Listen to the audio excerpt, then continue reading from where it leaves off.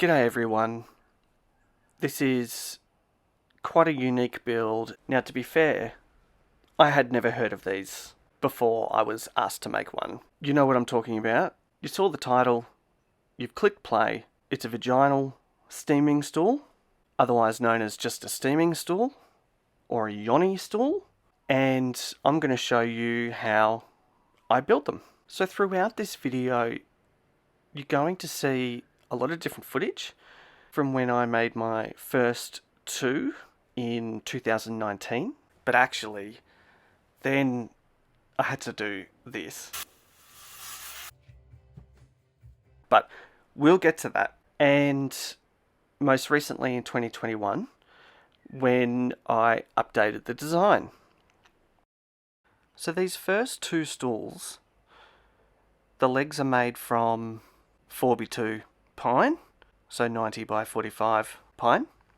Look, I admit, this design is probably a little bit suggestive, but it looks pretty cool. The seat is made from hardwood, so Vic Ash or Tas Oak, and all the accents are Merbau, or Merbrow, Merbobo. My updated design of my newer stools, the legs are still 4x2 pine, and for the seat I'm using spotted gum, which looks beautiful. I have a number of these spotted gum offcuts, and they're 200mm square and about 20mm thick.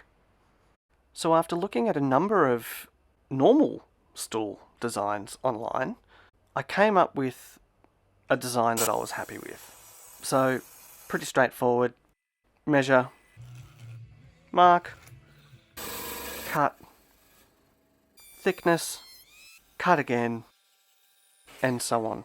And probably worth pointing out now as well that when I did use glue, I used Titebond 3 based on the fact that it did have, some water resistance, but it was also food safe. Not that you'd be eating off this, but I think you know where I'm coming from. So they've been cut on a 5-degree miter with a 5-degree bevel. So you should end up with 4 pieces all in uniform like this. So I tapered the legs. This was the first time I'd ever tried it. However, all my legs on these stools do have tapers.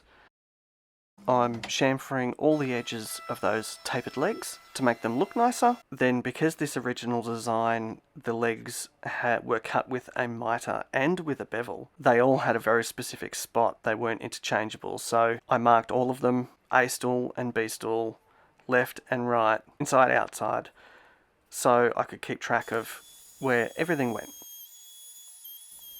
Now, the legs on the new stools are basically identical to the old design. You'll notice towards the top of the leg, I also round out a section which sits just below the rest of the seat.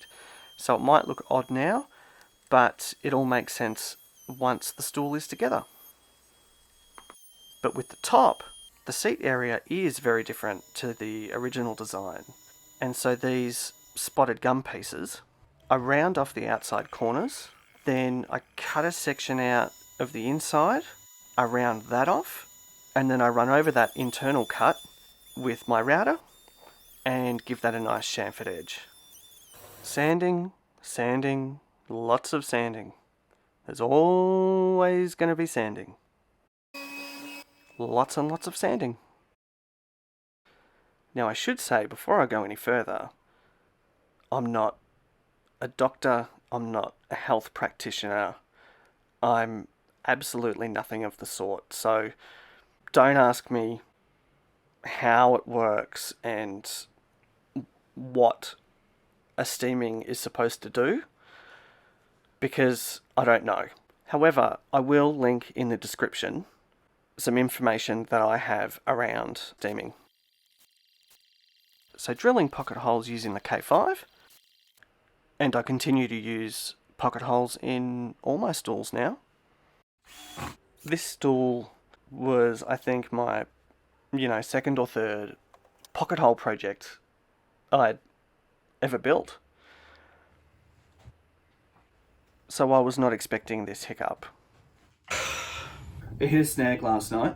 Using the Craig pocket hole system, the drive bit that Craig gives you for their screws is really, really long.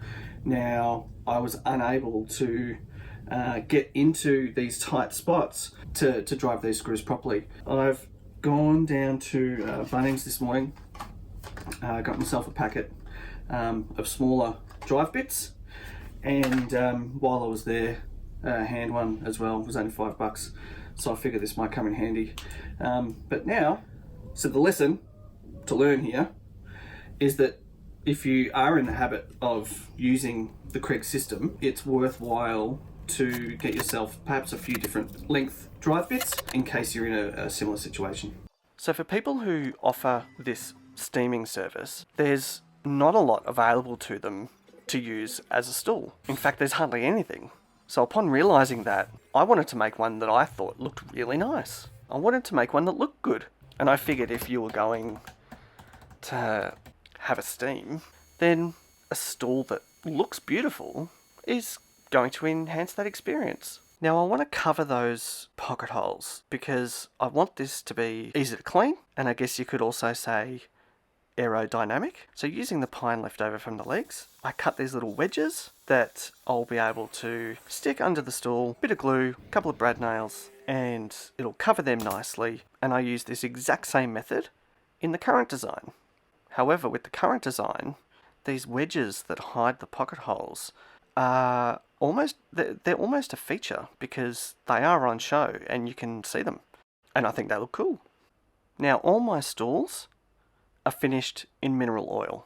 It's able to be easily cleaned and wiped down, and in the last few years, none of them have needed reapplying either. It's purely my opinion that mineral oil was the best solution for these stools, as it was non-toxic. You know, if it's good enough for chopping boards, then I don't know how to finish that sentence. We're finished now. I have to admit, making vaginal steaming stools, or Yoni stools, I think some people are calling them, has been a real challenge. You know, hopefully they'll do the job as intended. But aside from all of that, I actually think they look really nice. I think the Merbu looks beautiful.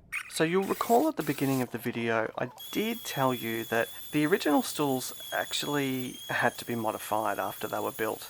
Now me simply cutting them in half does seem pretty brutal, but I'll let 2019 me explain why that was the best way to go. Turns out the hole that I made wasn't big enough. Heard that before? No. But the way I'd made the hole, basically the edges were right on your bum bones. It was uncomfortable. It was too uncomfortable to sit on. Chopped it down the guts, added some extra Merbu to extend the length, then added these in there just really for looks and to sort of close that gap up, but there is gaps on either side to let the steam through, and I think it looks pretty cool. I think it's a funky looking stool. All reclaimed, recycled material. Thanks for watching. This has been an interesting build. So there you have it. That's how I build a steaming stool. I honestly don't know how to sign off on a video like this, so I'm going to leave you with 2019 me also struggling to sign off from this video. Thanks for watching, and may all your steaming be pleasant. Let's get steamed. Steam on. Thanks for watching, and have a good steam.